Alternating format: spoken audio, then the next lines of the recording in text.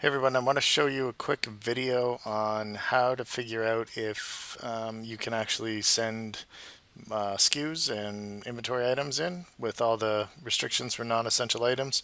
Here's a quick little report. You should check this daily because right now they seem to be opening up. Different items, different SKUs, kind of random. Some I think are pretty planned, but some of them definitely are more random.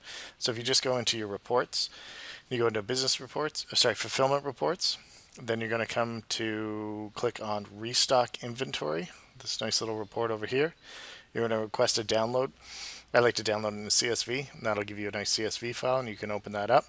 And in that, we'll show you a bunch of ASINs that you can replenish and you're eligible to send back in. So just take that ASIN and put it in your inventory and see if you can create a shipment. Chances are you should.